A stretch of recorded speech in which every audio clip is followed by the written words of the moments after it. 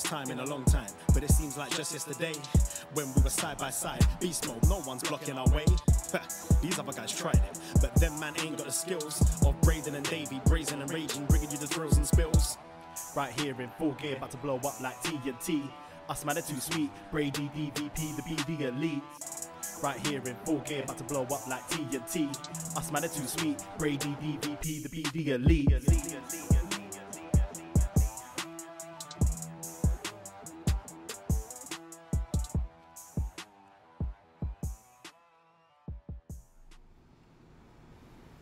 Hello. Hello, hello, hello. Braden Herrington here with Davie Portman for BDElite. Yes, welcome. We're your Dynamates. Hello, we're your Dynamates. Are you just repeating everything I'm saying? I don't know what to say. We don't have a thing like Dynamates. Dynamates. Do I just have to do that? Mates. I don't know. Dynamates. Dynamates. Yeah, we don't have a catchy catchphrase. Yeah, I feel lost. People hate... We've got such a rhythm with Up Next. Let's be honest, though. The Friends thing is polarizing. Not everyone likes when we do the Friends thing. Everyone's like, why do they do that thing? It's because we want to. It's because they don't have friends. That's why. We're trying to get over that we are your friends. Yeah, we are your friends. And we can be your friends and talk about wrestling because that's what we like to do on this podcast. This is BDElite, where we talk about AEW Dynamite. Yes, we are Up Next, but we do Up Next. We just did one last night covering NXT.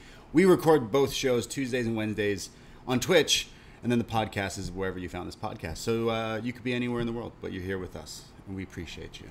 Absolutely. Yeah. And hello, Twitch Room. Tonight is a big night for AEW. We got into some talk yesterday on Up Next about like potential release, or not potential, but releases and potential people, contracts expiring. That kind of thing. And jumping over. We kind of were like, hey, wouldn't it be cool if Adam Cole just decided to hop on over and hang out with his friends? See, friends are important. You need friends.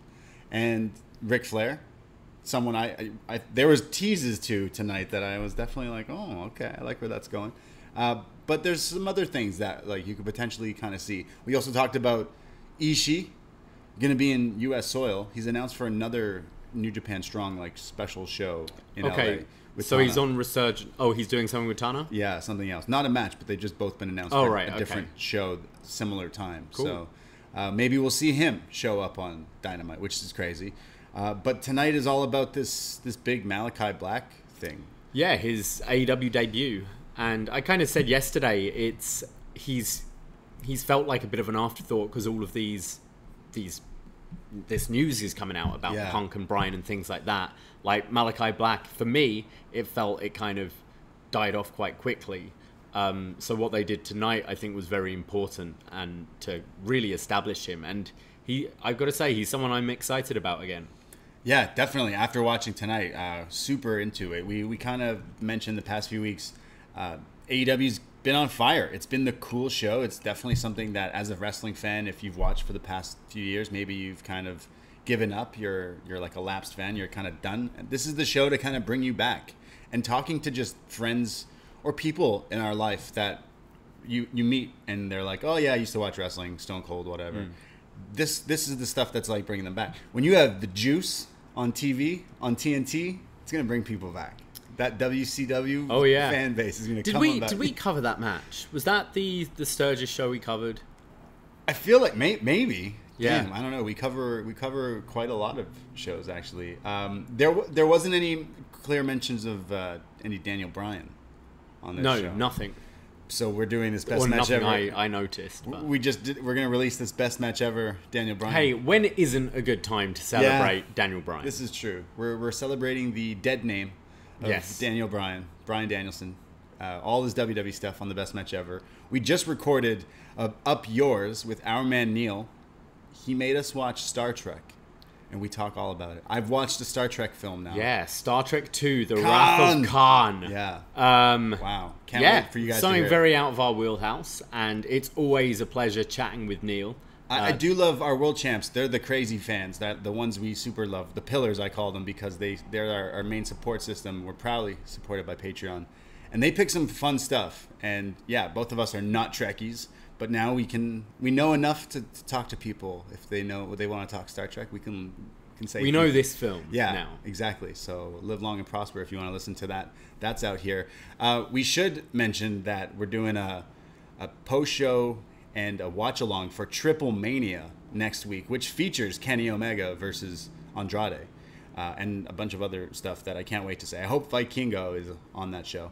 But we're going to be doing a Best Match Ever Triple Mania out next week as well. Yeah, something, again, a bit out of our wheelhouse, I think. We haven't really covered much Lucha at all, apart from the Triple Mania show last year. So really looking forward to that one. Yeah, any Triple Mania matches that you like out there at Up Next Podcast, please let us know. We're putting that list together to put that out. But we can't wait. Yeah, we've not really touched on Lucha stuff. We've talked about some Rey Mysterio, Psychosis, maybe some Juice, actually. But shows. I don't think we've really watched any AAA or CMLL.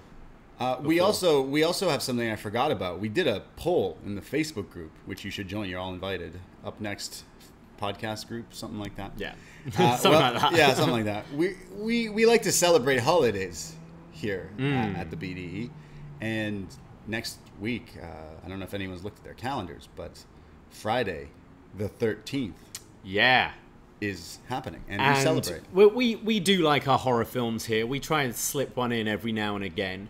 And what a time to we've done this before. We released Friday the 13th on Friday the 13th. Right. We're not going in order though. We've covered Jason X before. Someone picked it in Up Yours. Yeah. So we put a poll out between Freddy versus Jason. Jason Takes Manhattan. Jason Takes Manhattan. Jason Takes Toronto. And the second one, Friday the 13th, Part 2. Right. So what are we doing? We're doing Freddy versus Jason. Oh. It's great. On Friday 13th. Have you seen it? I have. Yeah. It's great. It's campy. It's amazing. Freddy and Jason, what more can you want? So join our book club. Go watch that movie next week, and then listen to us talk about it. That'll be a show out on Friday the 13th, if you're so lucky. Listen to us. $5, North American tier. That's what you got to do.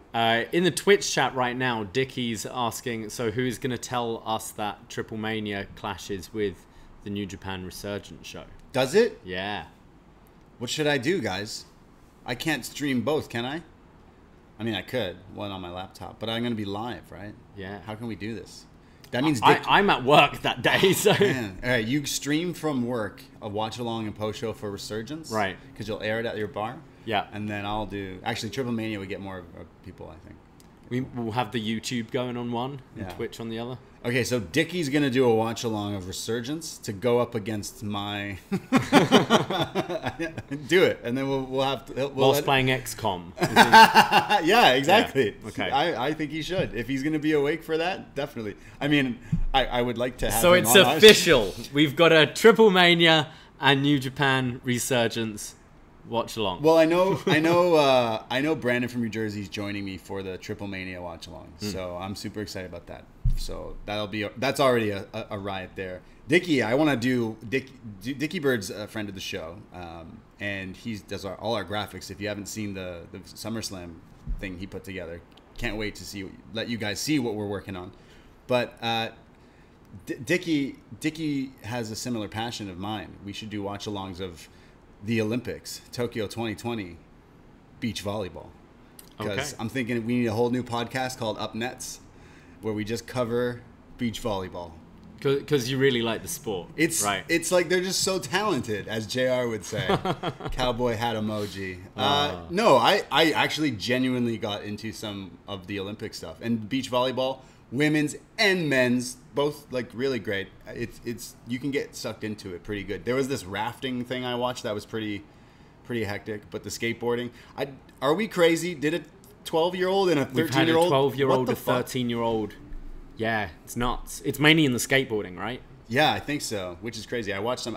We watched some clips the other night at a bar, but yeah, I've watched some stuff here and there, and I didn't think I really would, but I kind of put it on and kind of got sucked into it, and I watched like a lot of beach volleyball, like a bunch of the games that I was invested, and of course I want to support Team Canada, but the critique in me,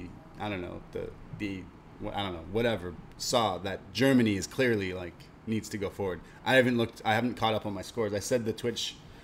Dickie's reminding me that Latvia's the one to put money on. I've been to Latvia. Are they good at volleyball? Yeah, they're good at volleyball. There we go. Up Nets coming soon. I saw someone who I think would make a great wrestler. Okay. One of the wrestlers? This shot put. I think it was shot put or hammer throw woman. I think her name was Raven. Okay. Yeah. Yeah. Okay. Look her up. She'd be like... Well, there's like, if you watch like the diving or like the trampoline stuff, shout out Rosie, Team Canada, it looks like they're doing 630 sentons in the air. It's the same thing. They should become wrestlers too. That's what's popular. The flippy stuff. No, I've watched some of the Olympic stuff and I got super into it. Friend of the show, Shane, is playing in the Paralympics. Yeah. My buddy's playing in the Paralympics for Team Canada wheelchair rugby, and he's leaving in a few days for that in Tokyo, and I'm super excited for that. So I'm going to bet money on my friend. You probably shouldn't say that. On a show? Yeah. Yeah, you really shouldn't probably say things like that. I'll tell him to pull a game for me so I can win big. Yeah. I have been watching some of that stuff. I guess you haven't been. You put it on at work? It's on at work, so I like look up, and I always think a lot of Olympic sports are kind of cool to watch at a bar because every time you look up, kind of something interesting's happening.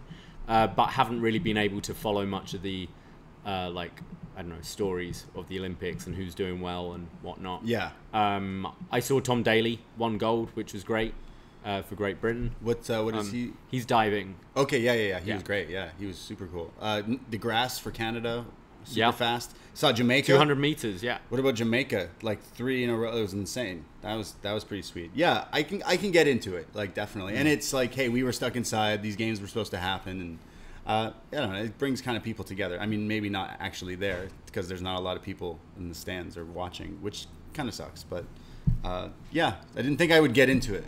No.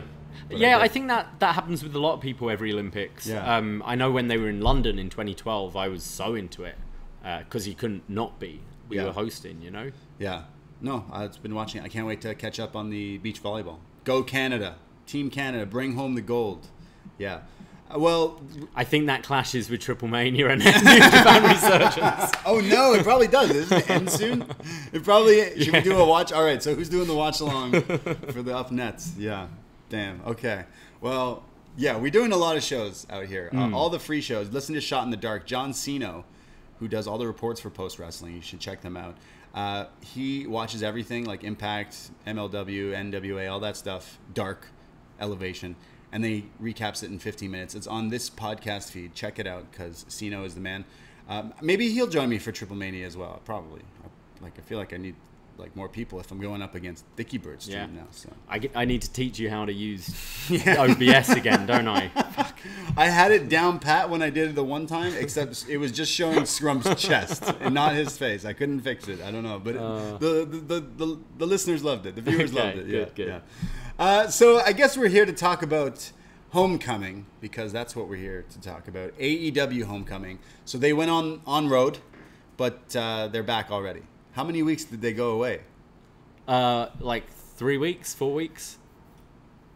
Not long. So they're already coming back, but it's cool. It's all right. So this is this event that they've been doing, and yes, the main event, Cody versus Malakai Black, later tonight. But it starts with the real main event for some people, which is the Labor of Jericho's.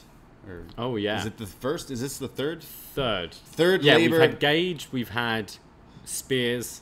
Well, we had Spears, Gage, and now the Juice. Yeah. Juventud. So Jericho survived the pizza cutter. He survived the domino chairman. backlash. Yeah, he survived the chairman.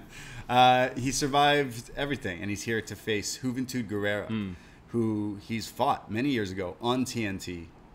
But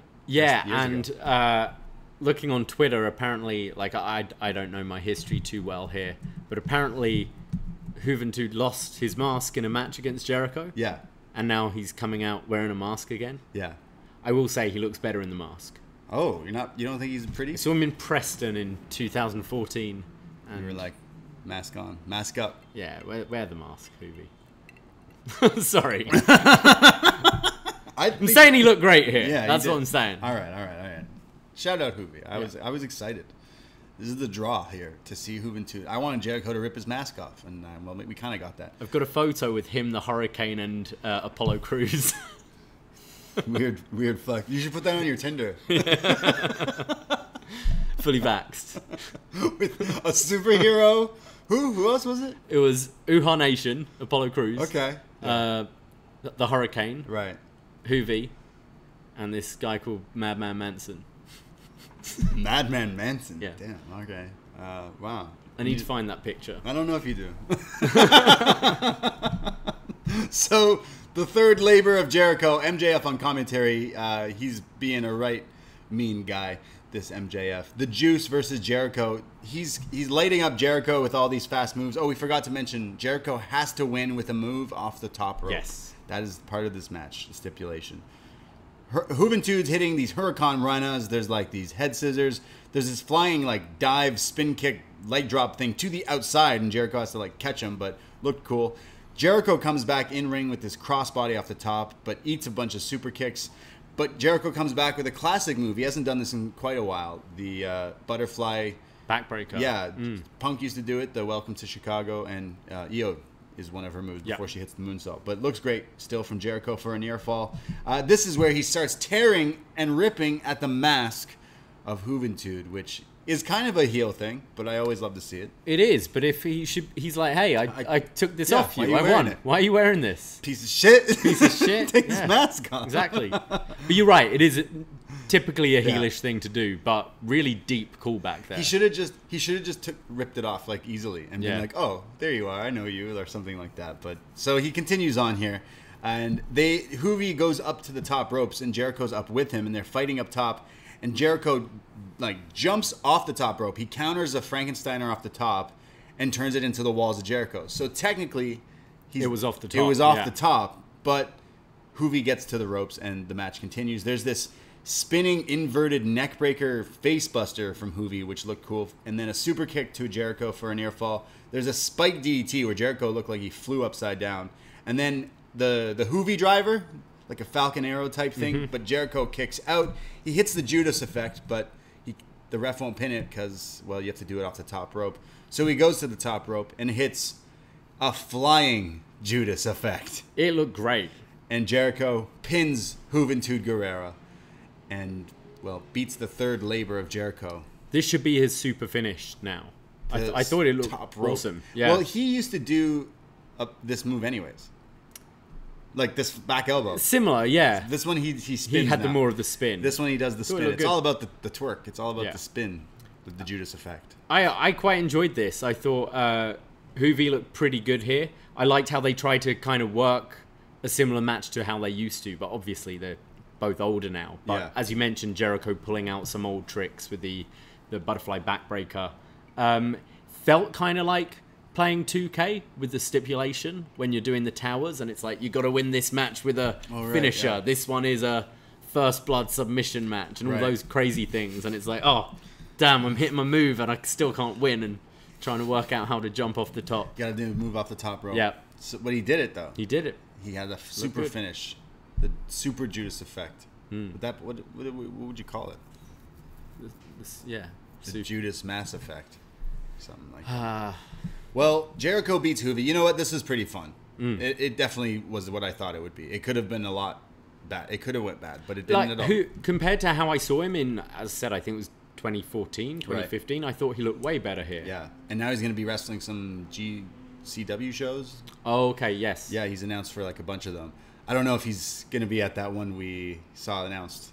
GCW's doing after the Arthur Ashe. Oh, yeah, in what New was York this? and Queens.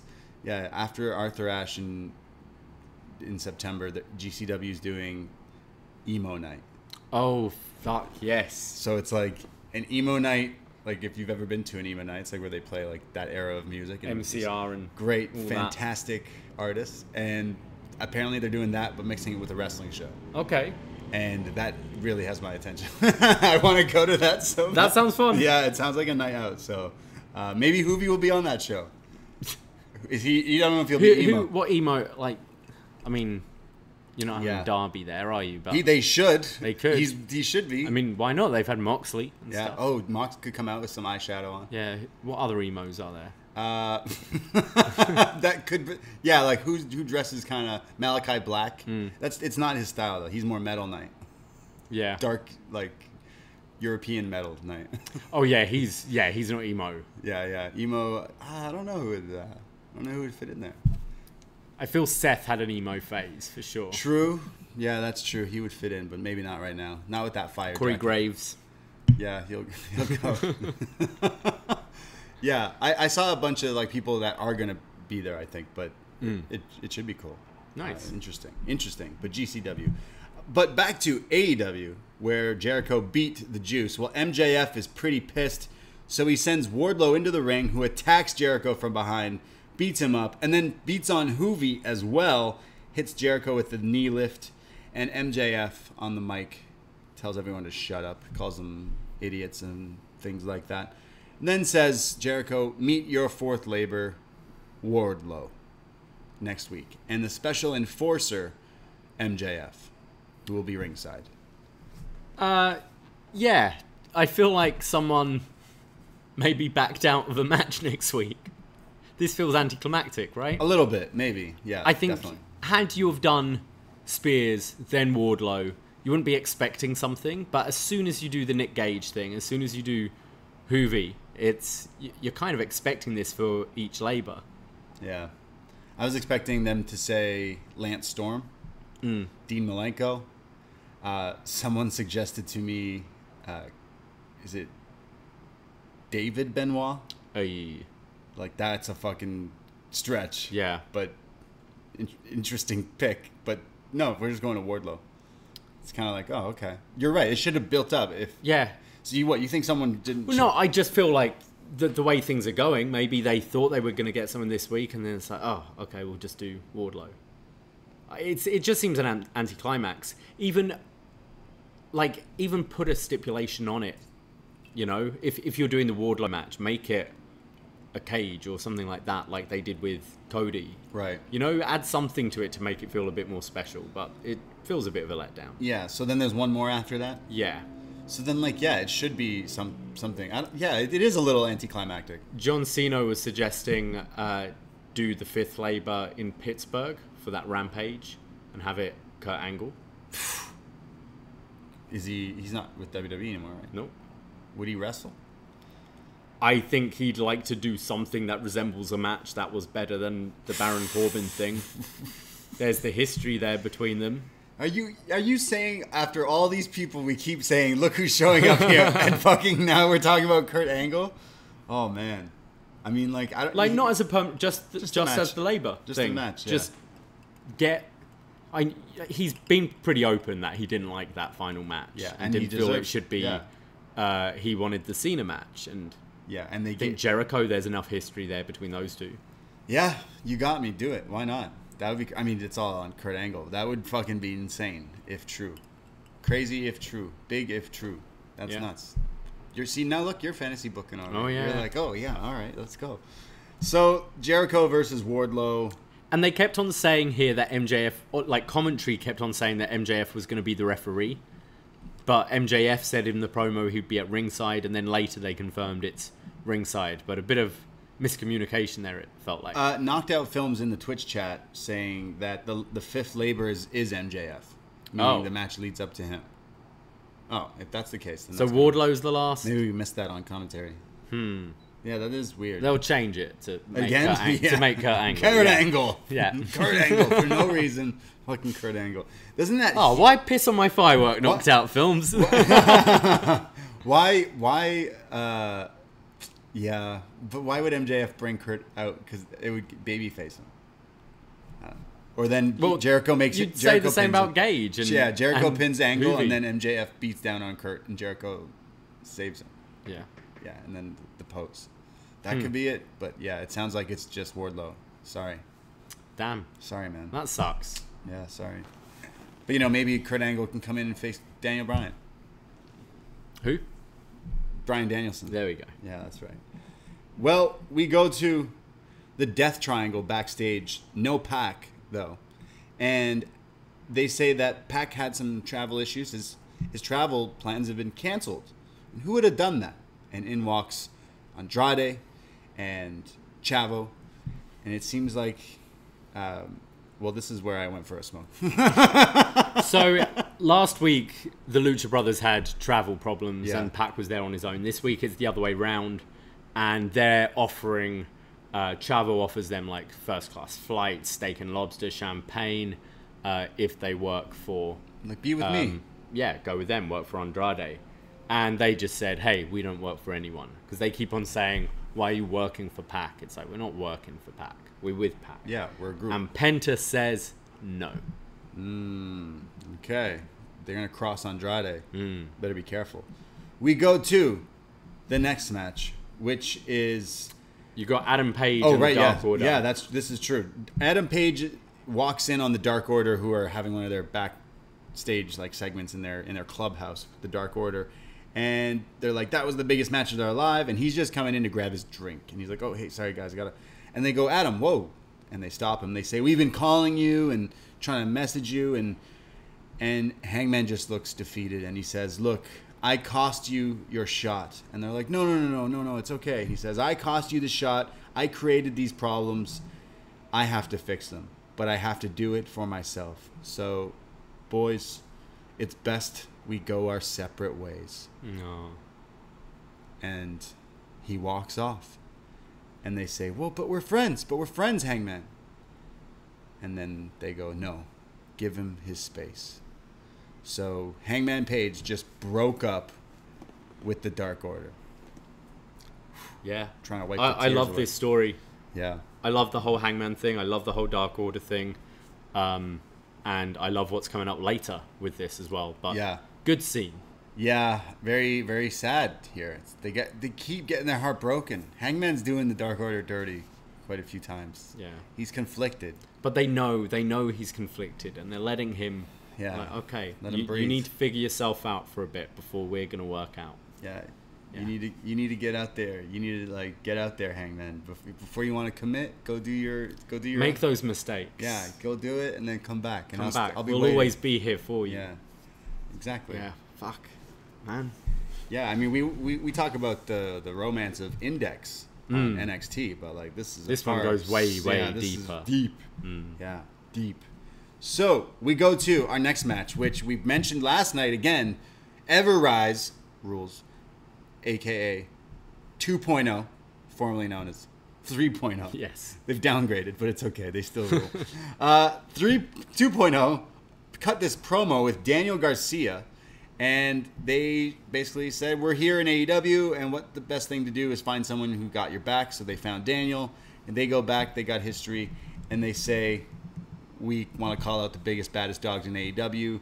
Jon Moxley, Eddie Kingston, Darby Allin fight us. So this match is happening now, which 2.0 come out.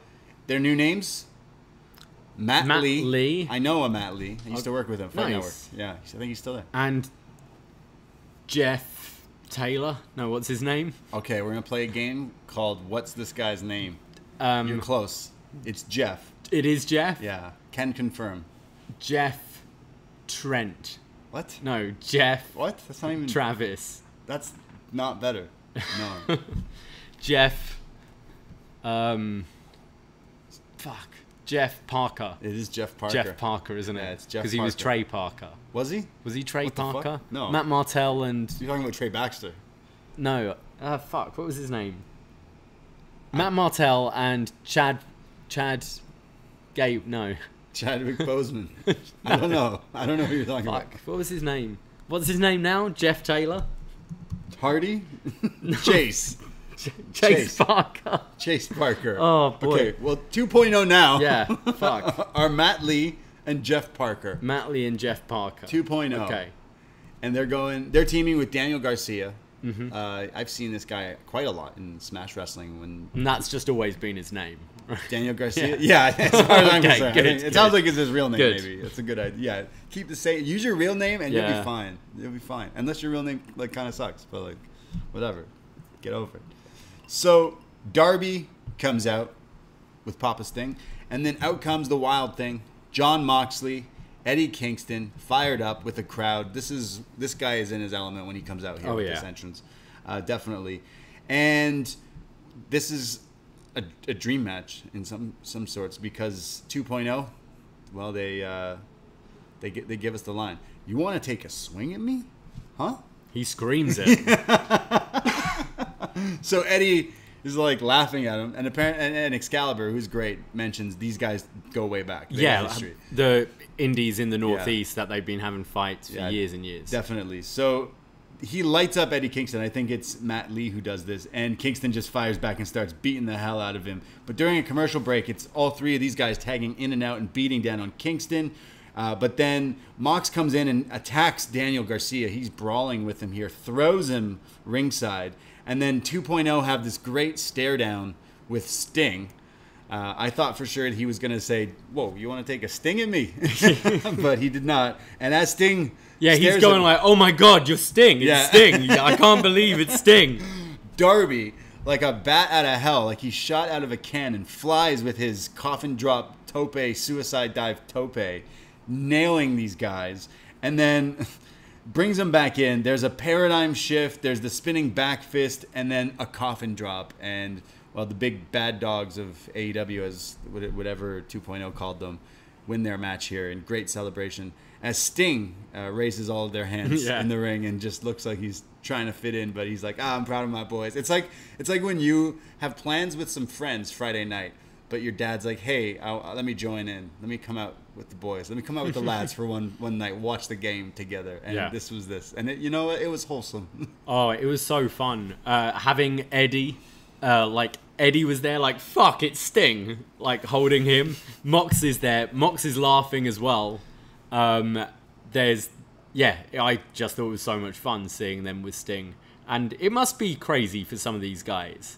Who'd have thought? Like, they'd have never thought. And Eddie Kingston, I never thought he was going to be doing something with Sting. Yeah, crazy. A year ago. Yeah. You know, it's nuts. The match itself, I thought was really fun. It felt kind of like a house show almost, where you just throw, all right, these are three big stars, put them together. Evereyes are obviously so entertaining. Daniel Garcia looked great. I really enjoyed this. Yeah, like the match itself was pretty basic and kind of straightforward, but it did everything it needed to do. It got the comedy in for the 2.0. I hope we see more of them. And the crowd were into them. I really hope we see a lot more of them. I know they were hosting right now against us. They're doing a post show for AEW. Oh, yeah? So maybe that's what they're going to... The show. They had it on their gear called The Show is what they call their show. So I hope we see more of them. They are very entertaining. Love that spot with Sting. Now that's Sting's spot now. He just has spots with people who go, whoa, it's Sting. Who mark out over him. Yeah, like Orange Cassidy. Yeah. Like kind of similar. I thought this was great, and the crowd were super hot for Darby and Mox. Darby is a star, and if we're actually getting that CM Punk match, like, holy shit. And when I say, are we actually, like, I can't wait to see that match. And I can't wait to see, kind of, is it Moxley Tanahashi? That's kind of the rumor. That's what they hinted last week, All out, yeah. I guess you'll have the Resurgence match first with Tana and Lance Archer, and then if that's the way they're going, they'll probably start to build to it then. You could do Mox Tana or Mox Ishii. We've seen Mox Ishii, which was great, but Tana Mox kind of... I think that's the direction they're going. That would be crazy. And what about Kingston? You think Kingston's going to fight Miro at... Queens. Yeah, that would make sense. I think that makes sense. Big TNT title match? Yeah. Queens would be hot for Kingston. Absolutely. Yeah. You need to give Kingston something there. For sure. Yeah. That's the Blade. Yeah, well, he comes later. Yeah. We go to Brian Cage. He's cutting a promo. It's actually a back and forth edited video of both guys who have a match coming up. Brian Cage, who says, Team Taz and Taz, you did nothing for me. All you did was cost me a title and then gave me a fake one, a consolation prize. And then it cuts to Stark's promo, who says, I'm kicked you out and I'm going to do bigger and better things with this title. I'm taking it to new heights because I outclassed you and I outworked you. And I'm going to beat you. So, you seeing this match? I like the callback to the towel spot with Taz. How Brian Cage is like, oh, you've done his cost me. I kind of forgotten that was a thing. And I like the attention to detail there. I do feel Cage sounds a bit like, I didn't even want the F2W title anyway. It was stupid. Yeah. You know, it feels like he's sulking a bit. I never really wanted to be with you anyway. Yeah, kind of. You can't find me. I quit. Yeah, maybe. I don't think he's very intimidating when he talks, but look at him. He is very intimidating. He's scary. I think he's getting better than he was. You know what? He is. He's definitely sounding a lot better, but I agree. Like, you look at him, he doesn't quite sound menacing, as menacing as he looks. No, I definitely. I'm looking forward to that match. Yeah, absolutely. Is it for the FTW title? Yeah, well, I mean, we've seen it already, but I assume this is now. Well, he should beat Ricky and be like, I don't want the title. I don't want it. Yeah. Throw it away. In the bin. Yeah. Yeah. Something I didn't mention about that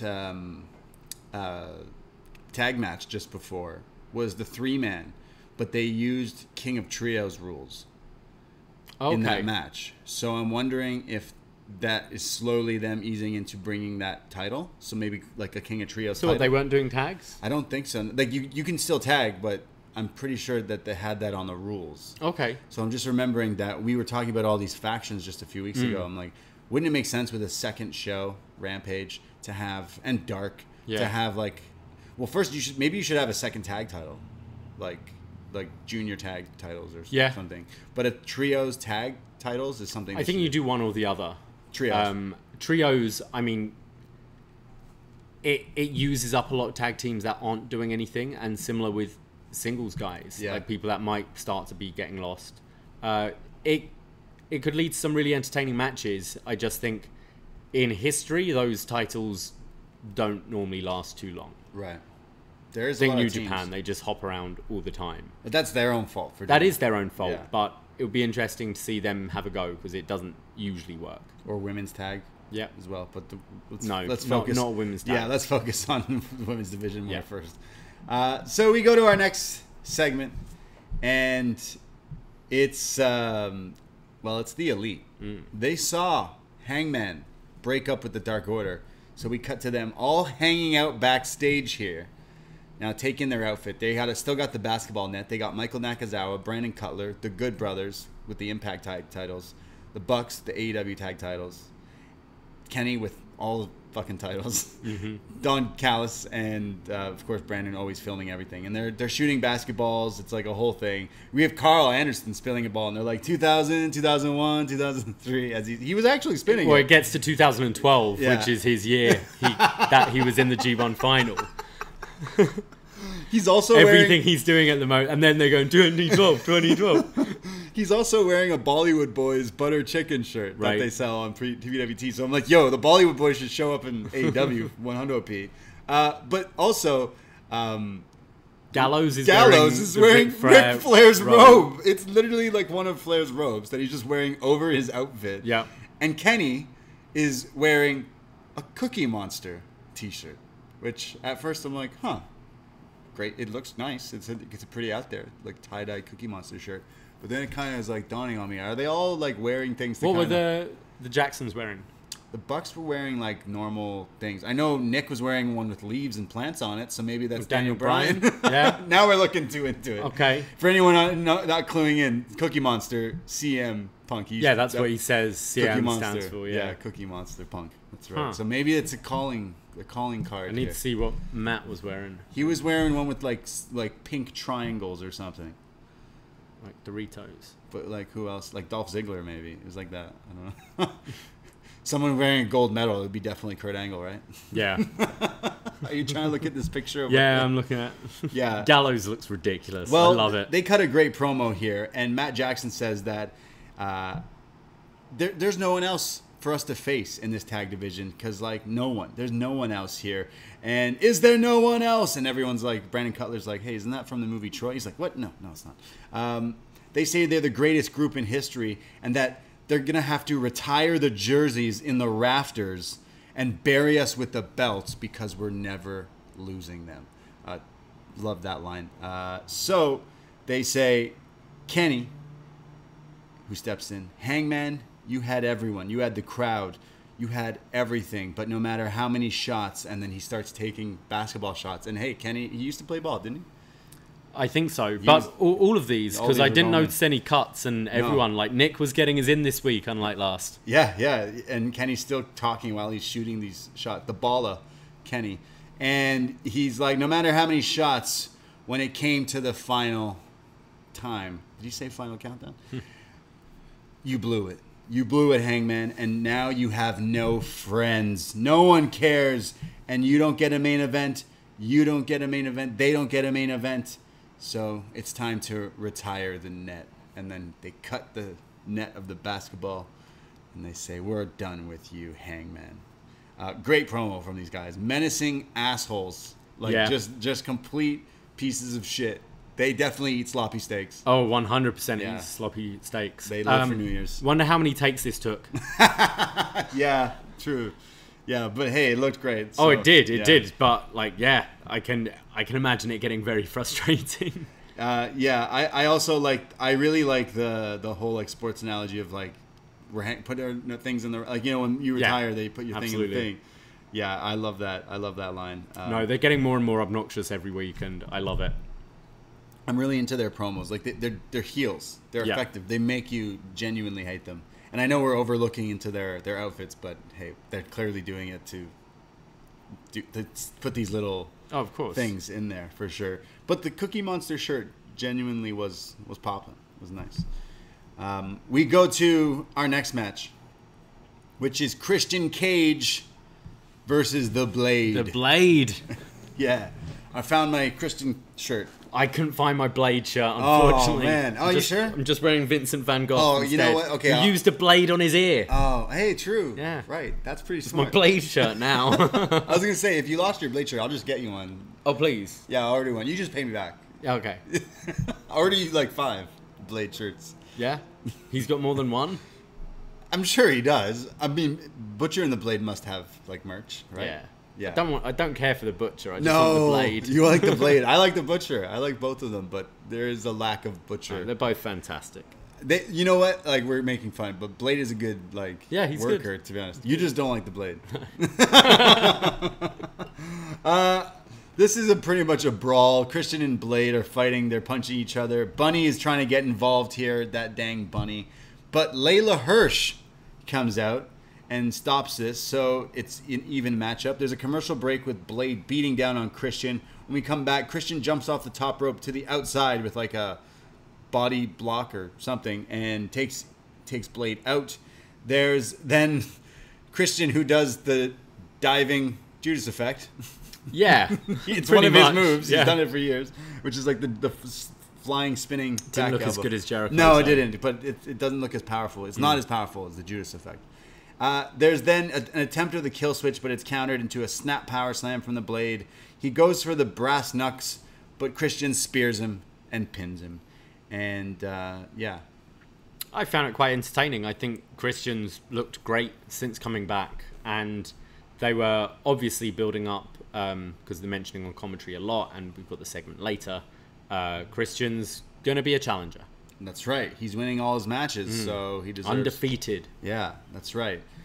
Yeah, it did its purpose, to be honest. I know it was probably really cool for Blade to get to wrestle Christian. So I know he's like Buffalo area, pretty much Toronto, wrestled a lot. So it was what I expected from this. And Bunny and Leyla Hirsch are now going to have a match later because they got some beef now.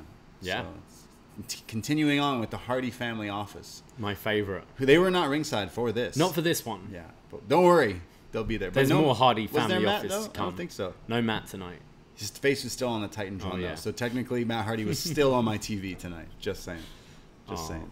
Bunny's Titantron is Matt Hardy. That's not a joke. That's not a joke. Not. That is a fact. That is a statement. Okay?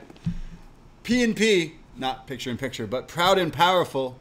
They are cutting a promo here, and it said we had to get down to the gritty. We had to kill each other. We had to spill blood or die. And no matter the outcome, we were going to leave scars. And it cuts to Dax, who's cutting this emotional promo. And it shows the replay of what happened. Yeah, I kind of forgot something happened last week because I felt news kind of died down about it. But yeah, so it looked like the turnbuckle thing stabbed him in his arm and like slashed his wrist. Ripped the skin. You saw the skin pulling. Really awful. So Dax says, I had to watch my boy get ripped open. And this ain't worth it. This ain't worth it. But one more match. You caused my best friend a lot of pain, but he will be coming back. Death won't stop him. So we are going to get a rematch, a full-on full match that takes place. The one we deserve. And an unfortunate series of events with that accident, and I hope he's okay. It seems like he is, but we did not see him. Yeah, well, Andrew Thompson literally just posted on postwrestling.com that Cash Wheeler provided an update saying Thank you to everyone that's reached out. I'll be fine. I'm pretty lucky. Sorry to anyone I haven't gone back to yet. I'm still not going to respond to a lot of messages right now. I wanted to take the last week to get away in the mountains, clear my head, and see what the future holds. Jeez. I won't be here tonight. I don't know when I'll be cleared, but I know that no matter what, Dax is the best friend I could have asked for. Damn. Wow. So it, seems weird because that kind of video tonight definitely felt like we're building for a rematch, but that didn't say when or anything. This maybe sounds like it might be a little longer than that. But yeah, I think a rematch is a good idea when Wheeler hopefully is like recovered and back. Yeah, man. Because I kind of feel these guys maybe want to do a redo, and 100%. I think they deserve it because we know they should kill it. And last week's match wasn't what it should have been. Yep, definitely. I hope we get to see that match, and I hope he's all right. Definitely. It looks scary on that replay, the slow-mo and the camera angle. Ugh. Gross, yeah, not nice. Yeah. I see Kenny Omega's also tweeted right now, and he said, for those wondering, one take Jake. Wow. Meaning one take. Wow. For all you So people. You mean he's been watching tonight? He says... He's in the Twitch room. Hi, Kenny. I wish it didn't come this easy for us, but alas, here we are. Wow. What a heel. How many takes you really think it was? What a worker, that Kenny. It would be interesting to see him play basketball. Yeah. Yeah. I mean, I don't know if you heard, but like the Superman of the Toronto Raptors, Kyle Lowry. He's going, or he's gone. No, he's gone. He's gone. Money talks, baby. Money walks. Where's he going? Is it Miami? I think. Okay. I don't know, but that means we need a new. We need a new hero. We need a new hero in Toronto. Kawhi left us. Lowry left us. So we could have Kenny. It's time to step up, Braden. I was gonna say Kenny Omega can collect all the belts and he can collect the gold in the NBA. All right, book it. So we go to what's happening next. Britt Baker is Hardy family office, probably. Tony Schiavone, who is putting in work tonight. Yeah. This is Tony Schiavone interviewing a lot of people tonight. Tony Schiavone is with Britt Baker, DMD, and she's about to cut a promo. She's got Reba with her, but she's interrupted pretty much right away by Red Velvet, who comes out. Big pop. And Velvet says, first of all, Britt, red ain't your color. Big pop. Big burn. Ooh. She says, I've come out here to challenge you. And Britt says, challenge me. Last time I fought you in this arena, I beat you in 3 minutes. And Red Velvet says, well, I used to be enhancement talent, but now things change. I'm 22 and 22 and 4 is what she is in the records. And 7 straight wins, and I don't have to cheat to win my matches. So Britt says, you know what? All right, you want to challenge me? Well, I've changed too. So you can have your match in Pittsburgh, her hometown, for Rampage, which is going to be happening. Yeah. So Britt's got an opponent, Red Velvet, for the AEW Women's title. I thought both sounded... I mean, Britt obviously sounds great every week, but Red Velvet definitely stepped up. Definitely, yeah. I thought she sounded great. The one line that kind of bothered me was, hey, I was enhancement talent then. It's essentially saying, hey, I was only booked to lose back then, whereas now I can win.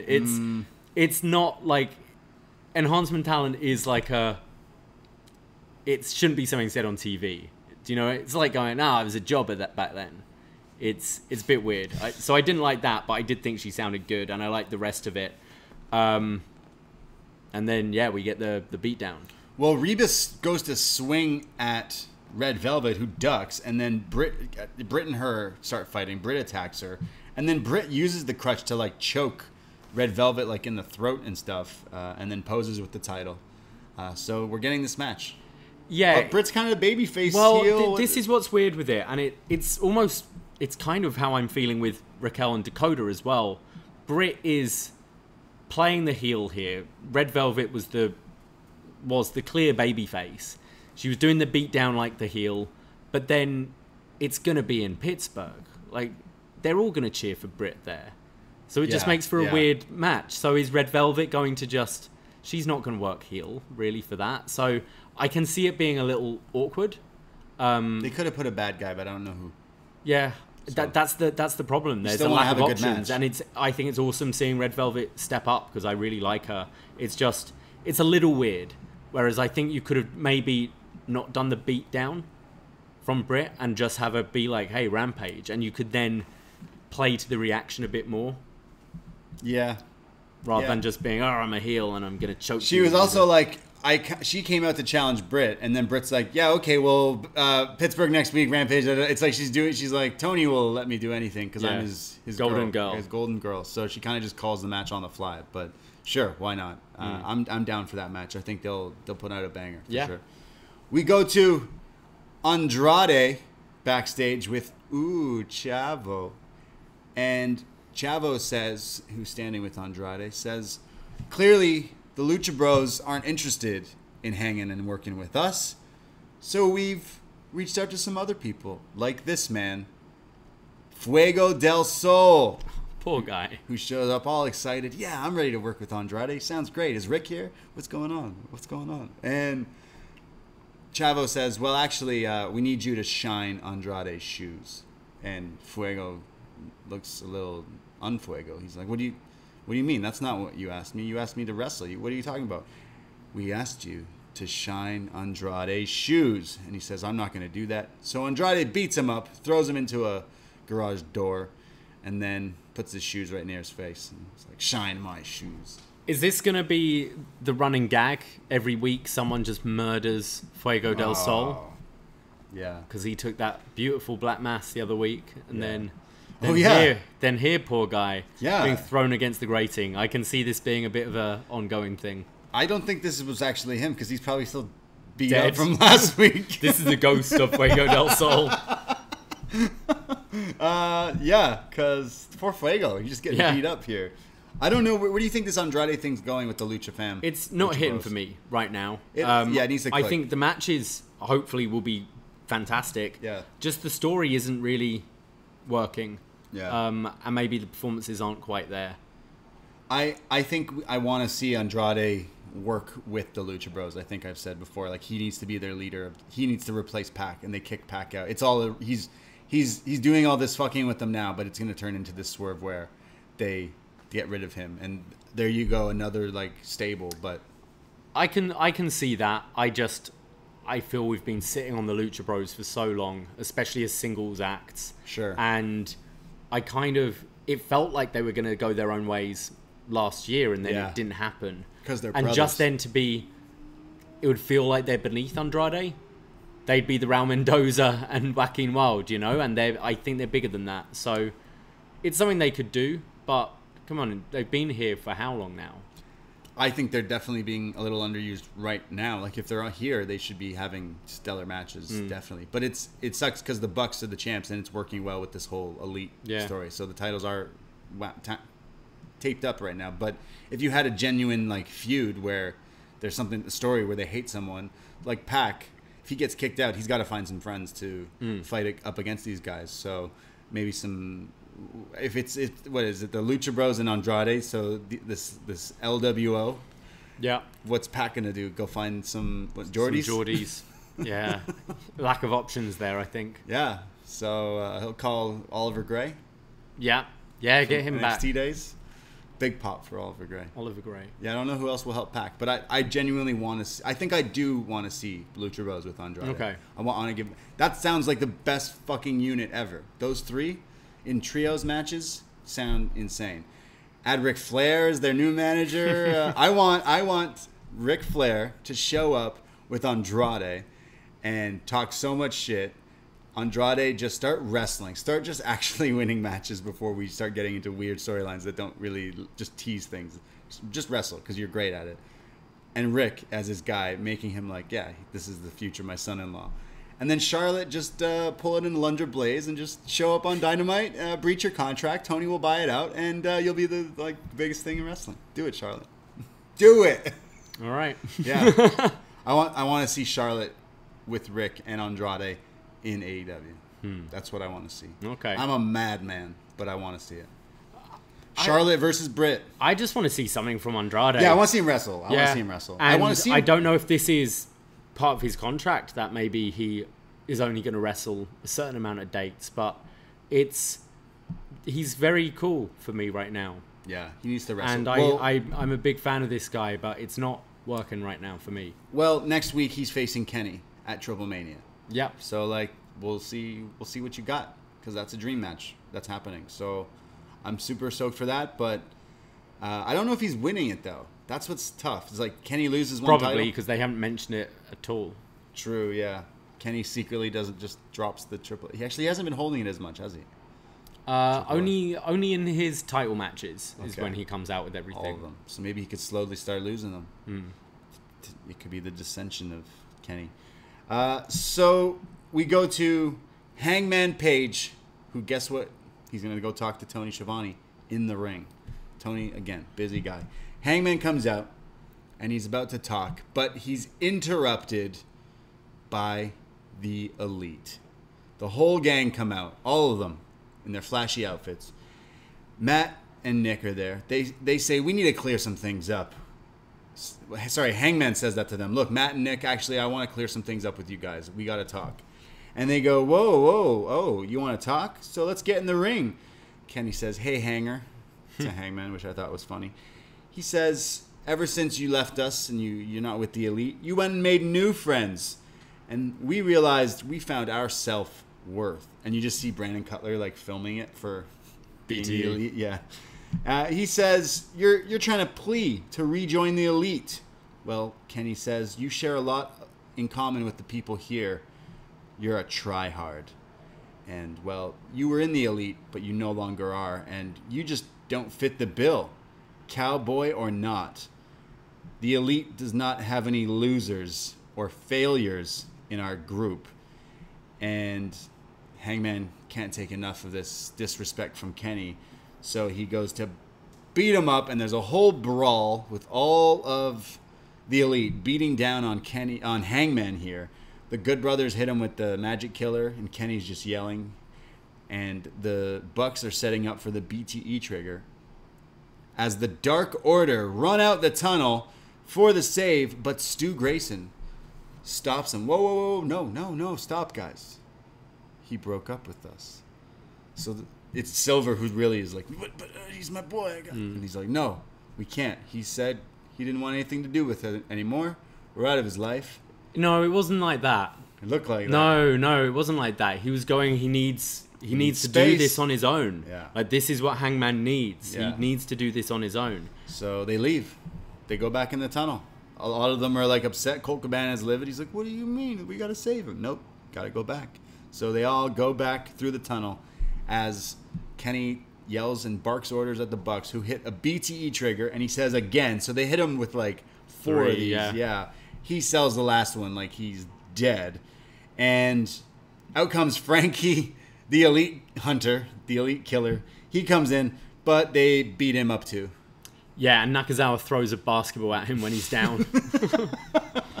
And then Kenny grabs the AEW title, smacks Hangman in the head. Says, this is your last close look at it. Leaves him laying as the Elite stand tall with all the gold, all the power, in a great segment. The part with the Dark Order was playing at my heartstrings like a fiddle there. Just great. Yeah, I love this. The visual of like Hangman in the ring with all of the Elite going in there. Yeah. It's like, oh, you're fucked. Yeah, it's just scary. it was intimidating. It's like a movie. Yeah. And Hangman just feeling like kind of broken. What was he going to say? Was he going to try and patch it up? Because he said he had no interest in joining the Elite. What was he wanting to talk about, you know? They're becoming more evil, and it's working, because I think with crowds being back recently, the worry is the cool heels that everyone wants to cheer, and especially when they're doing stuff like Space Jam last week. Right. But they are getting good heat, and Hangman is the clear hero in this story. I love the stuff with the Dark Order, and yeah, that's how I read it. Was Grayson and Uno were like, no, we are his friend, but we're respecting him he needs to figure this out on his own. Great, because sometimes you do. You really do. And when he wins that title, they'll be right there with him. But for now, he needs to figure this out. Yeah, I really love the storytelling here. From the breakup thing earlier in the night to this, it's like, this is the best story going on. And yeah, is this match pulled from All Out? Is this match not happening? Is this match happening? Oh, it's clearly being built up. Like, they're not dropping this. It's just, when is it going to happen? Are they announcing somewhere bigger? Like, are they going to put a bigger show on? Because, like, yeah, we all thought this was going to be at All Out, but people are saying now that it's not going to be at this pay-per-view. But I think it should be. Yeah, I mean, there's still like a good few weeks until All Out where you can write this story, like have Hangman get that back. Yeah, so they mentioned though Christian is the #1 contender though. Yeah, that could be like, TV. Yeah, Christian should face Kenny. That's a great TV like setup, or for Rampage or something. Yeah, and then Christian loses and Jungle Boy consoles him, and Christian's mad and I don't know, beats him up, and that sets up that match that we want and helps set up Kenny Hangman. Sounds good. In some way, shape, or form. But this story is working for me, definitely. Seeing them destroy Hangman here is like, oh man, you bastards. So they, like, my favorite wrestlers, Bucks and Kenny, and they made me hate them. Yeah. So no, it's really working. Yeah. They're doing this story tremendously. Doesn't it feel like a movie where it's like he breaks? It's like your rom-coms, teen movies where it's like, no, I can't be with you anymore. I'm over. I got to do this on my own. And then like he tries to face up against the bullies, but there's too many. They beat the shit out of him anyways. It's like the story's not over yet. This movie's not over yet. It's great. Love it. Professional wrestling. Ain't it great? Someone who loves pro wrestling. This Lambert guy. Dan Lambert. He got beat up by Lance Archer, so he's mad. He's like, I see you're that champion, Lance Archer. I'm gonna bring someone here. So he's mentioning that he's gonna manage someone. He said we'll have backup next week. So is he bringing Moose? Is he bringing? Who's he bringing? Has he been with Moose? I don't remember. I don't think he's been with Moose. Who's he with? King Mo? He's with King Mo at the moment. Well, then there you go. Yeah. So MLW crossover. All the doors are open. Yeah. It's summertime. You get the breeze in. You got to open them doors. Or this could just be literally anyone that Dan Lambert's his new manager for. True. But who knows? Didn't he do angles? I think he did angles with Lashley in TNA. TNA? Right. Like that. Yeah. He's great. I think he's great. So Archer's got some beef coming. Well, he's got his match with Tanahashi. Yeah. I saw something on social media this week from Lance Archer that rocked me. Okay. Lance Archer was at, I don't know if it was like some indie show or some signing wrestling convention or something. He posted a video on his social media. I don't know if it was his social media. I think it was with Reba, Britt Baker, Reba. Okay. Rebel. And they're sitting down together at like this convention somewhere, like on a chair bench. And he gets Reba to try his favorite food. And Reba says, "You've been telling me about this food for so long. I'm going to try it on camera." Okay. And Lance Archer gets Reba to eat what he says is his favorite snack. Okay. When he's on the road, he always eats this. Tuna and peanut butter. Jesus. So you grab... I recommend everyone go find this video. He gets her to grab a fork, scoops out some tuna, like flaky tuna from like a can or whatever, packets or whatever, and then just a lump of peanut butter in it. So the tuna and the peanut butter are all mushed together, and then you take a spoon of it. Well, they're both like bodybuilding things. They are, exactly. So I can see like him doing it out of necessity and building up a taste for that. It is both. That sounds vile. It sounds so good. I love both of those things. You're not a tuna guy, but like tuna and like peanut canned butter? tuna, dude. Like I don't mind a steak, but the canned shit, So it's like no. I mean, like think about it. If you're having like a giant actual tuna steak and you put like a peanut butter sauce on it, like hot or something, like a Thai peanut sauce or something, like that could be good. But straight up tuna in a can, with peanut butter. Did Reba like it? No. Okay. She was like, okay, like I can see. That's fucked. Like that's one of the weirdest food combinations. Yeah, that's not good. Is he pregnant? He's eating pickles. Damn. Like I thought. Like I know. I love peanut butter. I put peanut butter in everything, and I love tuna. I genuinely love tuna sandwiches and tuna everything. But together, that sounds really gross. I'm sorry, Lance Archer. Yeah. Everybody dies. Yeah. When they eat that. Yeah, Dickie Birdie's pointing out this man did have a tramp stamp, so... Did? Yeah. I think Still does. Isn't it a castle now or something? Yeah, I'm beginning to like Lance Archer, and I respect him for like, hey, this is what I do, and genuinely, like, it is two bodybuilding foods that people genuinely do eat in bulk when they do. But at the same time, man, like make it a smoothie. Just have tuna and then dessert is your peanut butter, you know? Literally just like a normal person. Do you reckon he's got Jake to try it? Jake the Snake, 100%. Jake probably loves it too. Jake definitely eats tuna out of can, doesn't he? They're both just psycho. Sits on his lazy boy, fucking cigarette in one hand and tuna in the other hand. Should I try it? It will probably make me vomit watching. No, true story. Whenever I bring out pickles, you literally throw up. Yeah, they're great. I'm kind of better with them because I've got to use them for work, for making Caesars. Yeah. See, like pickles in peanut butter? butter? I can't drink pickle juice or peanut juice. That shit. Peanut juice is fine. You don't like picklebacks. No. Yeah, unfortunately. Or like them in burgers. Yeah. Just ruin it. A pickle can it's not something you can just take out. It's because it's soaked through. So like if you accidentally put a pickle on my burger, like it's ruined. Right. I can take it out. I can still taste the pickle. Yeah. It's not like a leaf of lettuce when I was like, I didn't want lettuce. I pull the lettuce out. Yeah, I can't taste the lettuce. You don't like the pickly vibe there at all. Because we've made some picklebacks here at the house, and you were like just standing by. Not on my watch. And you literally like just went and turned around and just you were going off to the races. I was like, all I did was start pouring pickle juice in a shot glass. Yeah, it's not nice. Damn. Well, maybe pungent. Maybe on my Triple Mania watch along, I'll eat tuna and peanut butter. We'll make everyone do it. We've been on a tequila kick, haven't we? So put tequila in the tuna and the peanut butter? Yeah, why not? You definitely would burn away the taste of it. There's probably some... Yeah, what would you do? You'd eat the tuna, shot of tequila, lick the peanut butter. Oh, it's fucked. Yeah. It's so gross. All right, I'm going to try it. Yeah. There's something there. Yeah. At one of our live events one day, we'll do the Lance Archer. A shot. Oh, God. Fermented tuna. We'll have tequila? Sashimi. Or tuna. Shot tequila. It's called the Texas peanut. It's called Everybody Dies.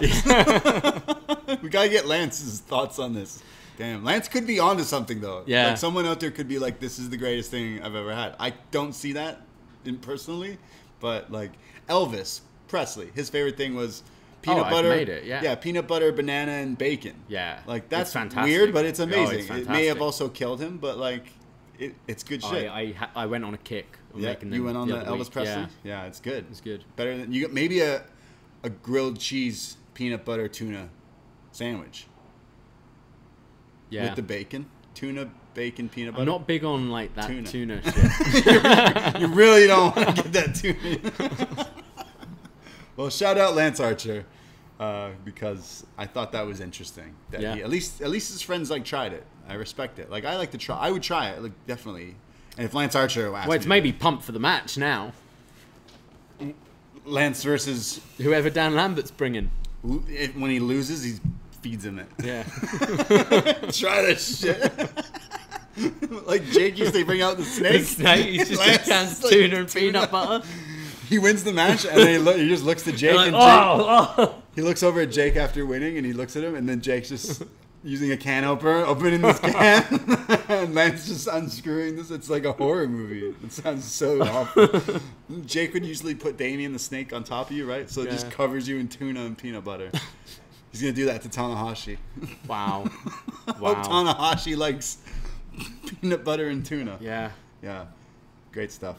We go to our TNT title match back on AEW, where the champion Miro, God's favorite champion, is going up against the challenger Lee Johnson, or is it Shotty Lee Johnson?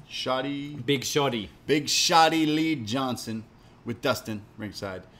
And right away runs at Miro, but eats a boot to the face here. Miro's just throwing him around, crushing him. There's clubbing blows, and then kicks to the head. There's this crazy power slam position into a swinging sidewalk slam from Miro. Just fantastic. Crushing him. There's then one of the counters to a Uranagi where Lee spikes Miro with this DDT, and Miro's selling here. Like, he goes to get up, and then he's kind of like dazed, rocked, and then drops to his knee, like kind of confused of where he is. Looked great. So Johnson here takes advantage of him. There's this tope to the outside where it looked like Miro was supposed to catch him, but like doesn't, and it just looks he great. does the suicida, then followed up with the con hilo, and I think he was meant to catch him, but it almost made it cooler, I think, because he like catches him and then staggers and falls back. I thought it looked awesome. Yeah, it looked great. He gets him back. Miro, gets up and goes back in the ring and gets in there. There's a cross body for a near fall from Lee. And then there's these super kicks where he's just nailing Miro with repeated super kicks, and Miro just keeps trying to get up but eats a super kick. I always love this spot in wrestling. It's the Boromir Lord of the Rings heroes, always. But he eats a frog splash from Big Shotty, but he kicks out at 2. Miro gets to his feet, nails him with this jumping thrust kick, like a super kick, killing this guy, and then puts him in game over, which I love now with crowds back. We get the little things, like when he has him in position, does the pose, and the crowd already knew what to do with the game over as he locks in the hold, the accolade, the game over. And I don't even think Shotty could tap because he's pretty much out right away. Miro retains. Yeah, love this. They gave Lee Johnson a lot, which was nice. Obviously, I don't think anyone thought Lee Johnson was going to win this, and thought Miro was maybe just going to eat this guy up. But I think it did a balance of both. He did look very dominant here, but I thought Lee Johnson really impressed. Yeah, me too. And Miro, I think, is getting better and better, and the crowd really love him. As you said, his selling was great in this, and I just think everything he does, like his monster spots, it looks fucking painful. He's just throwing these guys around. He's improved for me. This was like one of the best stuff I've seen him do. Like it's now clicking. Everything's working. You could turn this guy into a baby face because he kind of is, even though he's the heel, but he's the cool heel, the monster heel. Please book Ishii versus Miro. I'd love that. And I was saying about how I want the Lucha Brothers to do their own thing. Yeah. Phoenix Miro, I think, would be fantastic. Andrade Miro. Yeah. Yeah. Great. He's definitely on roll here. There's so many matches you could do with him, but I'm liking this open challenge thing with the TNT title. Yeah, and I really like his title design, the white with the green. I know he's had that a couple of weeks now, but I assume this is now going to be a thing they do. You have it customized to yourself. Obviously, Darby had the black. They retired the red. Yeah. He's got the white with the green for Bulgaria. Can see this being the thing with the TNT title. Yeah, and that's super cool. Yeah. You get to sell a lot then. Which? Different variations. Yeah, true. We get announcements for Rampage. They have a commentary team. Is it next week or when the first one is? The Rampage team, yeah. And it's Taz, Chris Jericho, Excalibur, and Mark Henry. Yes. Too many cooks. It's a lot. It's cool for Excalibur. This is him leading the commentary team on TV, which I think is awesome because I think he's great. I think Jericho and Taz sounds a lot of fun. Mark Henry, it's just a 4-man booth, sounds a lot. But you don't know, maybe they'll be kind of rotating in and out because we see that on Dynamite. Taz will pop in for a match and go away, Yeah. And I think with the Dynamite team, when you've got 4 on commentary, you do hear sort of JR sometimes being like, you know what, I'm going to sit this one out. Or Tony be like, I'm going to sit this one out. So it might work. I'll be interested to hear what Mark Henry's like. Not heard him on commentary before. And the rest we're very familiar with. Somebody's going to get their ass kicked. I missed that song. And maybe that's why they're having 4, to like try and, if this is Mark Henry's first thing, just hide him a little or have him feel comfortable. I just can't wait for, we have the Taz bits on Botchamania. Yeah. The Taz commentary. Can't wait for the Mark Henry one. Yeah, there's going to be one, yeah. Somebody's going to get their wig split. Or as Dickie in the chat is reminding me, that's what I do. That's what I do. I hope he wears his salmon jacket. Yeah. You always say that. We didn't get a salmon jacket for the wedding. We should have. No, he should have had one for Cody, though, later, I think. We go to Tony Schiavone. Again. He's so busy, but this time he's backstage.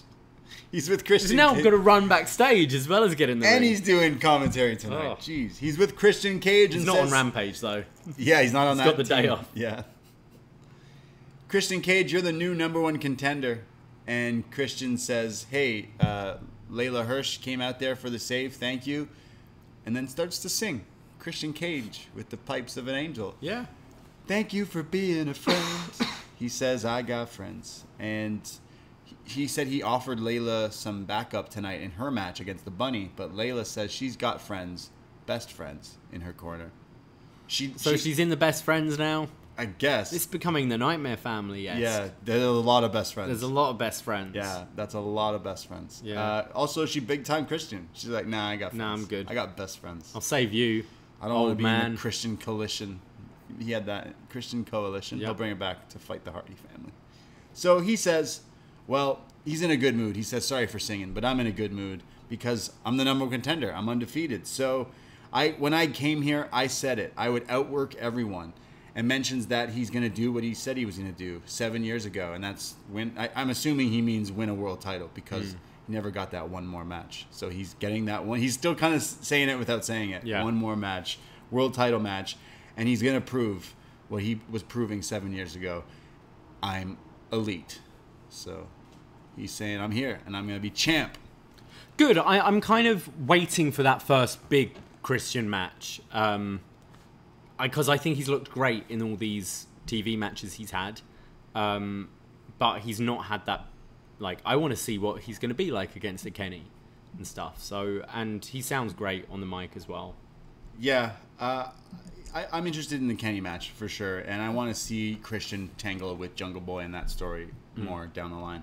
But I'm sure we'll get an announcement of this match in the near future. So we go to legit Leyla Hirsch with the best friends, meaning Orange Cassidy and all them. So they're out with her. The Bunny, who comes out with the blade. And the Bunny gets this boot, sending Leyla out to the outside, and they start fighting. They mention that the winner of this match gets to face the NWA Women's Champ. Yeah, so it's an eliminator match to face Camille. Who's ringside here. So Camille, who's the new champ over there. Yes. She's big. Very talented. That's what JR said. Yes. He said she's very talented. I wonder if he's watched any of her matches. Oh, he's watched so many Camille matches. Yes. RJR. So she's watching ringside. She's huge. Towers over at the women's division here in AEW, and I've seen her wrestle. Was she not? I've seen her wrestle before, but I don't watch NWA or what is she? NWA. All these other shows I don't watch that Sino does. I just like, all right. So she's gonna face the winner. We got Bunny, who does this surfboard stomp on Leyla into the turnbuckle, which looked pretty good, like the Wicked Stepsister. Statlander and Nyla Rose are kind of looking at each other ringside here. So there's a lot going on. They're getting in each other's face. Hirsch comes back with this flying knee strike that kills the Bunny here. Goes for a moonsault, but I'm not quite sure what happened. Yeah, she does her, like, bounces off the second rope to the top, and then it's more like off the rope, isn't it? But completely missed. Yeah, it was weird. The Bunny capitalizes by hitting a DVD for a near fall. Yeah, I feel like almost it was planned because they picked up on it right away. Yeah. But Leyla comes back, the cross arm breaker, but Bunny's using her hands to kind of block it. There's then more arm traps and craziness, and then there's like an arm snap into the cross arm breaker again, finally lock it in, and Bunny taps out. Legit, Leyla Hirsch beats the Bunny and will go up against Camille for the NWA Women's title, as Camille now goes into the ring and stands next to Leyla Hirsch, who is pretty short, and Camille's huge. It's like two and of her. in heels. And in she heels. just was like twice the size of her. Yeah. It was an awesome visual. Yeah. And I'd kind of be intrigued to watch the match. This is, I feel, more promotion than they've done for, like, Impact ever. You know? Impact. Like I thought this was quite heavily pushing NWA here and saying it's going to be on an NWA show. Right. Considering all the, like, Kenny being the champion, there's barely any interest. Got you. Okay. Do you know what I mean? It was a pretty big thing having Camille there, and yeah, I kind of want to watch this match. Yeah, got my attention for sure. And good for Leyla Hirsch, because she's someone who's been, like, kind of bubbling on the surface a little bit. Yeah. And yeah, I think she impresses. She looks good. Yeah. Chris Leone in the chat says it's more promoted than Omega and Andrade. Exactly. That's what I mean. Someone who loves to promote, Jade. Oh, yeah. Jade Cargill and what is it? Mark Sterling? Mark Sterling. Yeah. Everyone's asking, says Mark, why isn't Jade wrestling? But to be honest, we're busy. We got to diversify our portfolio. Diversify your bonds. He talks about Jade signing deals with wineries, sports media, news agencies, even Hollywood. Everyone knows hashtag Jade brand is taking over. And Jade will wrestle this Monday on Dark Elevation. So, and Jade, of course, has to remind us that she is that bitch. Yes. Yeah, it makes you realize how many shows AEW already has. Like they're now promoting Elevation. I can't watch all these shows, guys. I gotta work. It's a lot. I gotta go to jobs. I gotta go out. Oh, I gotta miss lockdown. Yeah. What am I supposed to? How am I supposed to watch all this wrestling? Yeah. Wow. What a problem to have, though. Huh? Can't watch all this wrestling. Yeah, Jade and Mark kind of say the same thing every week. I think you could play. I want to see her wrestle, but it's kind of. I'd like to see the visual of Jade and Camille. Yeah, definitely. We get an announcement of. Is it Stu Grayson and Evil Uno are going to get an Impact tag title shot? Yeah. Against the next Good week Brothers. on Dynamite. That's crazy. That's pretty nuts. Yeah, that sounds pretty awesome. So I'm super stoked to see that. The Dark Order facing off against the Elite again here. So it kind of can add tension to that story even a little bit as well. But yeah, kind of interested in seeing Have them take it. Have them take the Impact title? No, they're going the thing with the like titles and all stuff. The titles, It's too perfect right now. But super interested in seeing that match. Someone in the Twitch is asking if we saw the PBR commercial. I have not. Well, we don't get it in Canada, but they did post it on their Twitter. And it's PBR with, like, is it Matt Cardona, Zack Ryder? Right. Hornswoggle, Kurt Hawkins. Okay. I think Chelsea Green, maybe. Right. Yeah, check it out. PBR. Watch after this. Drink a good PBR. I'm surprised PBR doesn't have seltzers yet. Do they not? What would be would you really want a PBR seltzer? PBR's terrible. Yeah, I don't know if you want a PBR seltzer. No. It would be just swamp waters with bubbles. I don't know. I definitely went through like the hipster PBR phase, but I can't say it's. Used to drink a lot of PBR. I don't like beer anymore. I've completely kind of stopped drinking beer. It's definitely the summer, hot, cold day. You want like Corona or some shit like that, but can't say like. We had some people over a few weeks ago, so we got some random beers that people left in our fridge, and it's like we had a Coors Light and a PBR. Gross, it's like I don't really want. Yeah, I don't want this. I know people love it. I'm not knocking it, but I am. It sucks. Fuck them. Yeah, fuck PBR. No, I used to love them. They're great. I love their campaign stuff. They're clearly all they do is tweet about wrestling. Lately, all they're doing is promoting everyone and backing everyone, and I kind of love to see it. Why Absolutely. not? Yeah.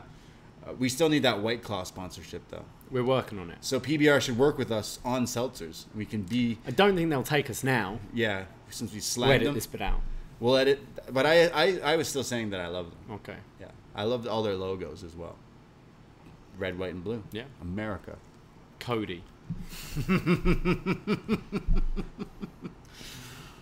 It's time for the main event of Dynamite Homecoming in Jacksonville. Malakai Black making his in-ring debut here in AEW with this awesome entrance here. One of the best entrances I've seen in wrestling as of late, or maybe full stop. The way he comes out of the tunnel with this hooded, horned outfit thing that covers his head while it's all dark. Yeah, he's except the lights. silhouetted. Yeah, it's a silhouette of this guy. So where's this guy from? Like Netherlands. He's totally got this like Netherlands like dark metal, black metal horn visual thing going on. Very horror movie, very spooky. Yeah, there's that horror movie I saw last year on Netflix. It reminded me of the cult, not the cults. Yeah, the Visit or Ritual or something. Yeah, it reminded me of a movie I watched. Yeah, it's like Children of Bodom or it's like some scary like what's it called? Horned thing here. The visual coming out of the tunnel was amazing. I love this outfit. It's so simple too. And then the lights just go off for seconds, and then he's on the turnbuckle as well, and they come back on, revealing like this skull as part of the horns. So fucking sick. This guy is so badass. And then he sits in the middle of the ring and just poses, and it's just great visual. Already you go, okay, yeah, this guy looks like a star. But you know who else looks like a star? Because he's got a great entrance. Cody Rhodes, who comes out with a lot of pyro, as you could imagine. Yeah. Of course, always. Cody comes out. We get holy shit chants. It's interesting. There was definitely a mixed reaction to Cody coming out. There were a lot of cheers, but a lot of boos as well. And on our stupid TSN app, we can't turn the subtitles off. And the subtitles even subtitled mixed reaction for Cody. Yeah. So it was obviously pretty audible. There was a half and half for Cody Yeah. here, definitely. As they stand face to face, and then the crowd starts chanting, holy shit. As this match starts off here, Malakai kind of wearing different gear. He's like in these like almost MMA shorts, all black kind of stuff. Again, looks super cool. A little bit of face paint on the one eye, again selling that eye thing. That injury. So, well, this time it's like more creepy stuff though. It's like He's paint. got the black on half Yeah, of his face, yeah. but then the contact lens. Two-face. So Cody tries to put him in a figure four early on as he goes woo, and Malakai gets out of it by raking the eyes, and then Locke starts working the knee of Cody, who's selling it great. He puts him in a single leg crab, but Cody gets out of it. Cody then like keeps getting beat down on the knee, like he can't get anything in at all here. So as the first time he gets offense, he tries to go for the crossroads, but gets dropped again on his knee, and then knocks Malakai up, so he goes for the Cody cutter. And JR actually with a great call being like, Cody is already hurt early in this match, and he knows that he has to go for something big, and that's the only chance he got because he's already it's done. He has to hit like a finisher, a super move to early because he's not going to last. Yeah, he's not lasting. Leg. So Cody's literally doing that. He goes for the Cody cutter, but Malakai hits him with this like super kick or gamengiri, sending Cody flying off the top through the ring bell and timekeeper's table. Yeah, off the turnbuckle to through the timekeeper's table. So Cody's laid out here, and Malakai does his sitting in the middle of the ring pose, the cross leg, laughing and smiling as the ref's counting Cody out, but he makes it to the 10 count. But as he gets in, Malakai Black hits him with the fade to black, the kick, the roundhouse kick to the Black face. Mass. Black Mass, that's right, yeah. Absolves him of all his sins. Cody's just laid out, dead from this kick, as Black puts his foot while standing over Cody, just ever so slightly puts his foot on his chest.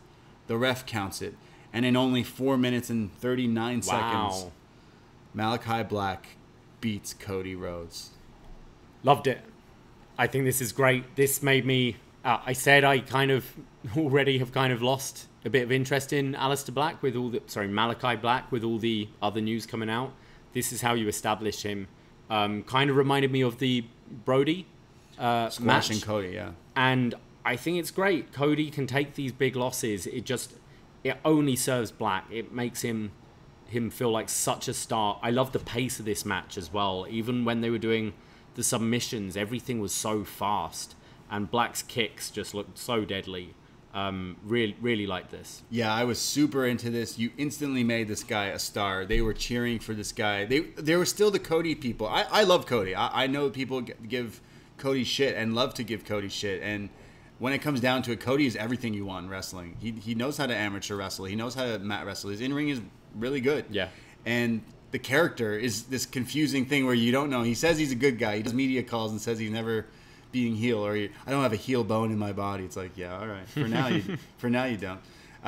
But losing to Malakai in like 4 minutes or whatever, like makes this guy huge. It did the same thing to Brody. So it's great.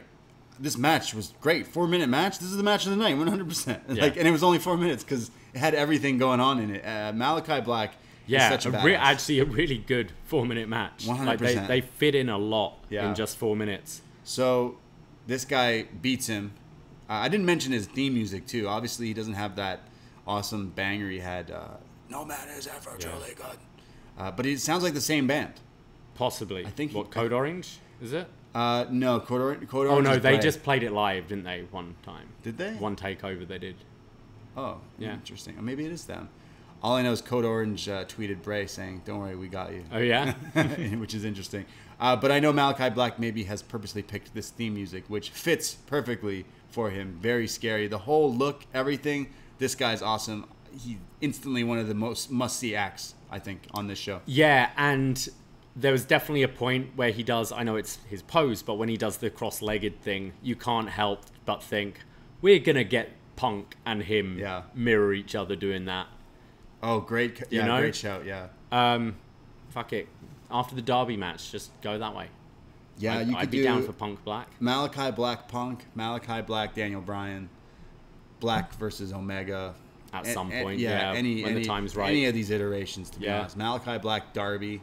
They should eventually form a team of emo kids and scary metal heads and face paint people. But yeah, I honestly love this. And he crushes Cody. After the match, Tony Schiavone with his best Joe Rogan impression, still getting the interviews. He comes in there, hey Cody, I know you're knocked the fuck out. You want to do this interview right now? How you feeling? Wake up. Hello. What's going on? Have you seen the Joe Rogan memes? Of course. Yeah, those memes are insane. The Conor McGregor. Like, Conor broke his ankle and he just sits with him. So, Conor, how did you feel when your fucking ankle snapped? Fuck. There's so many good Joe Rogan memes. So, Tony's doing that with Cody, and Cody's like, yeah, all right. And says, legacy is a funny thing. When I got into wrestling, 15 years old, I was a ref. All I wanted to do was win the title my daddy lost in the garden. And the crowd, some of the people in the crowd start chanting, no, no, no, no, which I'm like, come on. Like, we just got fans back, and you're all going to be dickheads again? Great stuff. Wrestling fans, don't ever change. Cody says they were all laughing at us when we wanted to start a revolution. He says, I didn't get fired, I fired them. And, well, look at us now. And then the crowd turns, and they all chant AEW. It's basically, put some respect on Cody Rhodes' name here. He says, this is... It's a commonplace, this destination. It's not an alternative. We are competition. We set this table, and now people can eat. For 3 years, I've been on everything, the posters, the billboards, everything. But I love everyone here, and he's basically doing a retirement speech here as he's getting up and undoing his wrist tape and everything. He says, "There's no better place, and with zero bitterness, I thank you. I love you so much. You have all made my life special." And then he puts the mic down. He unzips his boot, unties his boot, and he puts one boot down. He's hanging up his boots as he goes to put the second. Malakai Black from behind with the crutch nails Cody, drops him, beats him up, holds up his boot, and just smiles like a madman as Dynamite goes off the air. Yeah, I loved the match. I thought Cody's selling, like waking up, staggering to his feet, was great. I kind of hated this though. Cody has this with his promos where you're going, right, where are you going with this? Where are you just talking because you've got a purpose here, or you just like the sound of your own voice? I don't buy for a second he's retiring. No. He's going away for a bit. But I don't really enjoy the tease of it, and I found it odd, to be honest. He even brought up, he said, I know there are rumors of me with outside projects, and I know there are rumors about me and the EVPs having a fallout, but he's like, I still love you guys, and like, we made this thing. Yeah, it didn't hit with me at all. It was weird. It was weird. It's Cody doing Cody things, essentially. I've said this before. It's masturbatory with him, I feel. That's the I guess that's the gimmick. I don't know. I am a Cody defender, and I still don't understand this. And I was kind of waiting for this to be the heel turn. It kind of felt right. You were having the cheers for Malakai, the boos with the entrance, and now Cody's doing another fucking long, wanky promo, and then I was waiting for him to flip it. We're going to get it. I think him saying these in the media things, being like, oh, I'm not a heel, whatever. People booing him anyways, like, yeah. And you know this guy is one of the best heels. Like, he will genuinely get heat. He already is. So, I want to see that happen. But I imagine they're setting up for a Malakai Black rematch. Now, like, he's not going to retire because he's... Well, he got attacked, which is... Yeah, he didn't get to retire. So I assume Cody's going away for a bit to be a dad for a few months, perhaps. Yeah. And then he'll come back for the eventual rematch with Malakai. Yeah, they've announced a return to Jacksonville just at the end of December. So I'm wondering if like he's going to come back to that, the place he tried to retire sort of some homecoming kind of thing, or a big event back in Jacksonville. But maybe that's a long time. Yeah, that's a bit of a ways, but obviously that's the match you could go back to. I feel the way he was speaking as well, he probably does have a lot.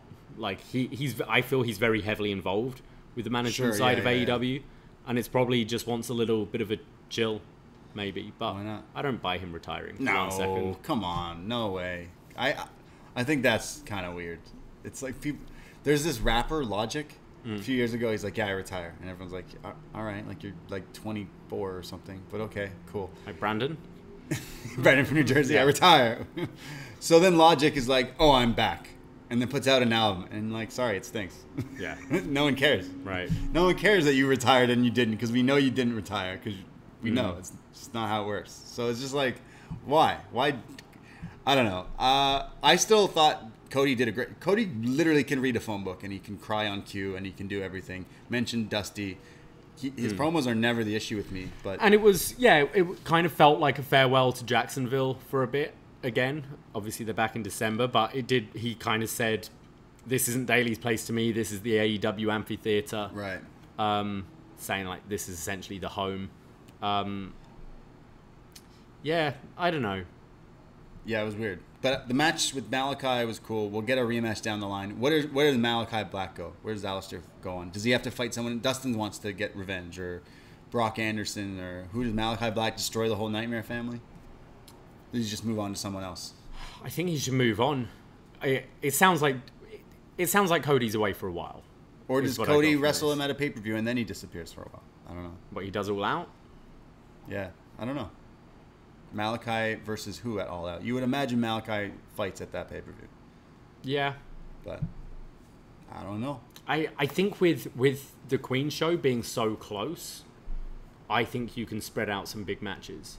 I think you're going to see a lot of big names not necessarily on All Out. Fair. That's cool. And I think you'll just load that stadium show as well. And these rampages, you can spread out a lot of these big main events. Yeah, overall, this episode of Dynamite flew by again.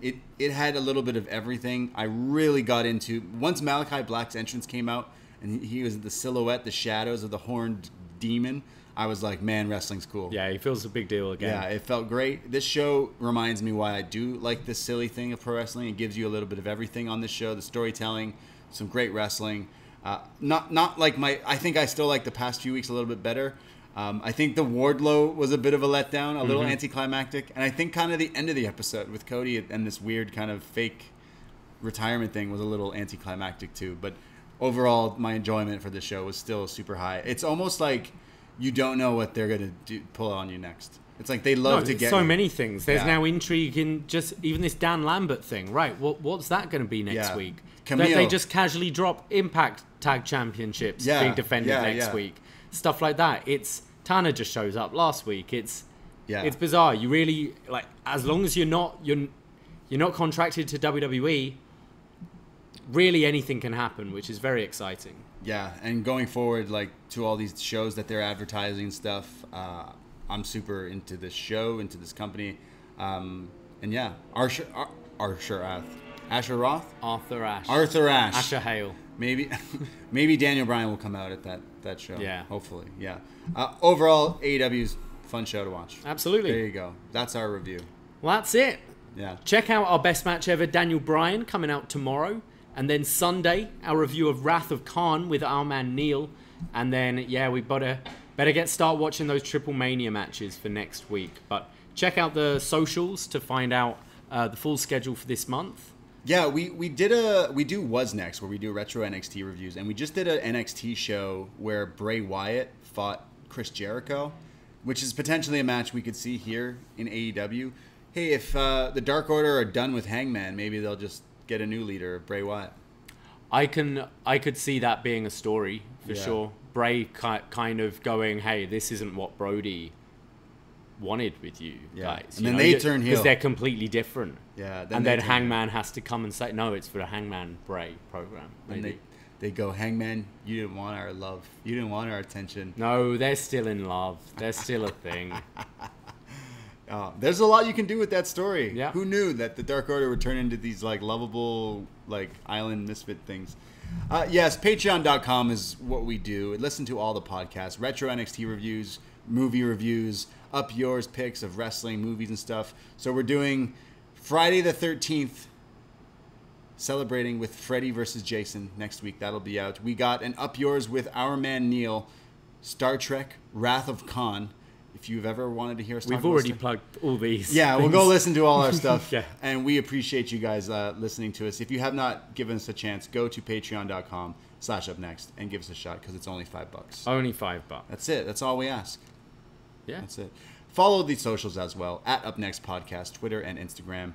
And we'll be back next week for all the Twitch and all that stuff. Absolutely. So, thank you guys for listening. Thank you. I myself, Braden Herrington, Twitter, Instagram. I'm at the Brady. And I'm at Davie Portman. Take care. Goodbye. Be safe. And fade to black. Ahoy! Baby.